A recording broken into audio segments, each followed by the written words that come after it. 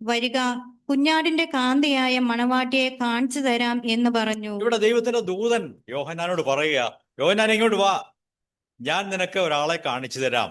ആരെയാ കാണിക്കാൻ പോകുന്നത്? മണവാട്ടിയാ കാണിക്കാൻ പോകുന്നത്. കുഞ്ഞാടിന്റെ കാന്തയായ മണവാട്ടിയെ കാണിച്ചു തരാം. ഈ മണവാട്ടി എന്നുള്ള പ്രയോഗം മനുഷ്യർക്ക് മനസ്സിലാകാൻ വേണ്ടി ബൈബിളിൽ എഴുതിയിരിക്കുന്ന ഒരു ഉപമാനമാണ്. കാരണം സ്വർഗത്തിൽ ഭാര്യയും ഭർത്താവും മണവാളനും മണവാട്ടിയും ഒന്നും ഇല്ല. ആ വശവും നിങ്ങൾ ചിന്തിച്ചു തുടങ്ങണം. ഈ ഭൂമിയിലുള്ളതുപോലെ ഭാര്യയും ഭർത്താവും മണവാളനും മണവാട്ടിയും ആണും പെണ്ണും ഒന്നും സ്വർഗത്തിലില്ല. അവിടെ കുഞ്ഞാടും ഭാര്യയായ ഒരു സ്ത്രീ ഇങ്ങനെ ഇരിക്കുന്നത് ചിന്തിക്കാനൊക്കത്തില്ല. അങ്ങനെയൊന്നും അല്ല സ്വർഗത്തിൽ ചെല്ലുമ്പോൾ. എന്നാൽ നമുക്ക് മനുഷ്യരായ നമ്മുടെ പരിമിതികളിൽ മനസ്സിലാക്കുവാൻ ഈ ഉപമാനം ദൈവം വെച്ചിരിക്കുകയാണ്.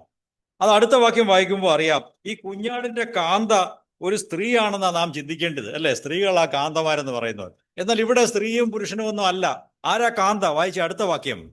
അവൻ എന്നെ ആത്മവിവശതയിൽ ഉയർന്നൊരു വൻ മലയിൽ കൊണ്ടുപോയി യെരുശലേം എന്ന വിശുദ്ധ നഗരം സ്വർഗത്തിൽ നിന്ന് ദൈവസന്നിധിയിൽ നിന്ന് തന്നെ ദൈവ തേജസ് ഉള്ളതായി ഇറങ്ങുന്നത് കാണിച്ചു തന്നു. കുഞ്ഞാടിന്റെ കാന്ത എന്ന് പറഞ്ഞിട്ട് അടുത്ത വാക്യത്തിൽ ആ കാന്തയെ നോക്കാൻ പറഞ്ഞപ്പോ എന്താ കണ്ടത്?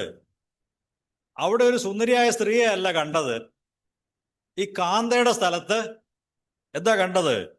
ഒരു വിശുദ്ധ നഗരം, യെരൂശലേം എന്ന വിശുദ്ധ നഗരം ഇതാ ഇറങ്ങി താഴോട്ട് ഇങ്ങനെ ഇറങ്ങി വരുന്നു. ഇതെങ്ങനെയാ തമ്മിൽ യോജിപ്പിക്കുന്നത്? ദൈവത്തിന്റെ പദ്ധതിയിൽ ഉള്ള കാര്യങ്ങളെല്ലാം നമുക്ക് മനസ്സിലാക്കുവാൻ ബുദ്ധിമുട്ടുണ്ട്. കുഞ്ഞാടിന്റെ കാന്തയെക്കുറിച്ച് അതൊരു വിശുദ്ധ നഗരമാണ്. It is a holy city എന്നവിടെ പറയുന്നു. ചുരുക്കി പറഞ്ഞാൽ കർത്താവായ കുഞ്ഞാടായ ക്രിസ്തുവിന് ചേരുന്ന സ്വഭാവമുള്ള ഒരു വിശുദ്ധ നഗരമായി നാം പണിയപ്പെടണം. അത് മണവാട്ടി എന്നുള്ള പദപ്രയോഗം അവിടെ പറഞ്ഞിട്ടുണ്ട്. മണവാളനും മണവാട്ടിയും എങ്ങനെ ഒരേ മനസ്സുള്ളവരായി ഒന്നിച്ച് ചേർന്ന് ഒരു യൂണിറ്റായിട്ട് പോകുന്നുവോ അതുപോലെ ദൈവരാജ്യത്തിൽ ചെല്ലുമ്പോൾ നാം ക്രിസ്തുവുമായിട്ടും ദൈവമുമ്പാകെ ചേർന്ന് പോകുന്നവരും ഒരേ മനസ്സുള്ളവരും ക്രിസ്തുവായിട്ടും ഐഡന്റിഫൈ ചെയ്ത് ഏകീഭവിച്ച് നാം ദൈവത്തിൽ ചേർന്ന് ജീവിക്കുന്ന ഒരു വിശുദ്ധ മന്ദിരമായിരിക്കുന്ന ഒരു അവസ്ഥയാണ്. നമ്മുടെ പരിമിതമായ ബുദ്ധിക്ക് ഇതെല്ലാം മനസ്സിലാക്കുവാൻ എനിക്ക് സാധ്യമല്ല, നമുക്കും പ്രയാസമാണ്. ദൈവമേ, ഈ കാര്യങ്ങളെ എനിക്ക് മനസ്സിലാക്കി തരണമേ. നിത്യതയിൽ ചെല്ലുമ്പോൾ ഈ വിശുദ്ധ യെരൂശലേം എന്ന നഗരത്തിന്റെ ഒരു ഭാഗമായിരിക്കുവാൻ എന്നെയും അവിടുന്ന് ഒരുക്കുന്നുവല്ലോ, എന്നെ തയ്യാറാക്കണമേ.